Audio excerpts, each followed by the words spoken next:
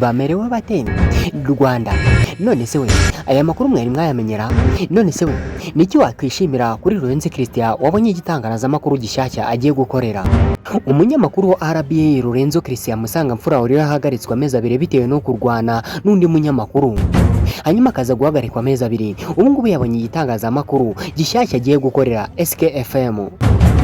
Abantu bati n'ubundi byari byaranoganozwe, ahubwo yari yaratinze kugenda, ati n'igihe cyaburaga ngo yigendere. Murabyibuka ko Sami Karenzi agitangiza iyi radio ye yamuhaye amafaranga agera ku 400 ngo azamukorere, ariko uyu mugabo akabyanga akavuga ati RBA radio y'igihugu ni radio nyine yema amafaranga, atari ko nubwo wenda amafaranga yadahinduka, ariko kuri radio niho umuntu amenyekanira, arayanga 400. Ariko aho bigeze kubera amezi abiri bamuhannye kuri Radio Rwanda, yabonye n'ubundi nta kuramira cyangwa se aya mezi abiri atazashira ari muri Kigali nta mushahara akorera. Ubu ngubu rero tuvugana yamaze kubona igitangazamakuru gishyashya agiye gukorera, radio SKFM, radio ya Sami Karenzi. Abakunzi ba Lorenzo rero bahise baserebura cyane, barashima baravuga bati ibi nibyo twari dushaka, bati n'ubundi kuri Radio Rwanda baragutotezaga ntabwo inyagamburo wabonaga, ati ni gute warwana n'umuntu kandi ari uri mu makosa yarangiza akaba ari wo bahana we bakamwihorera, ariko nawe ngo ntabwo bimworoheyeho aho ari muri gereza.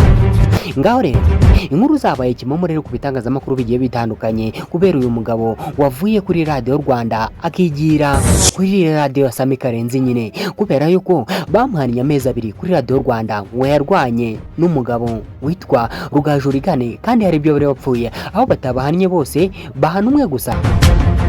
Izi nkuru rero z'uko Lorenzo yabonye igitangazamakuru gishyashya agiye gukorera byamenyekanye kuri uyu munsi ku itariki ya mbere y'ukwa munane 2025. Nibyo nkuru zatangiye kujya hanze, abantu bishimye cyane bari gupostinga ifoto y'uyu mugabo Lorenzo Christian atugiye kuvugira amakuru yo hanze y'ikibuga ndetse n'ifirimbi hariya kwa Sami Karenzi. Ati radio turayikuna n'ubundi ni radio nshyashya ariko ifite abafana benshi cyane, kubera yuko iyi radio abanyamakuru bose bayikoraho barakunzwe kandi bavuga n'ibintu bizima. Ngaho rero Lorenzo nawe nyine yiyongeye muri abo banyamakuru, gusa nanone Arcade umunyamakuru w'i SKFM mu rubuga rw'imikino nawe yatawe muri yombi, yari yarihishe ariko ngo bamuvumbuye baramutwara.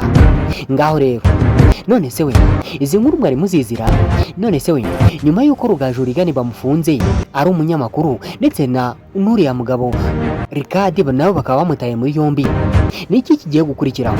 Ese hari abandi banyamakuru n'ubundi barakurikiranwa? None se we nyuma y'uko wimenyeye inkuru nziza ya Lorenzo, ubwo ntiwavuga ngo Imana ishimwera, kubera ko uyu musore yarahangayitse ndetse n'abantu bamukunda nabo bahangayitse kuba muri Kigali amezi abiri, nk'uko Radio Rwanda yari yaramuhanye ayo mezi yose udakora nta mafaranga winjiza, kandi ngo gukanda akanyenyeri ari buri munsi ku buntu uba muri Kigali, ndetse nabo yarasize mu muryango.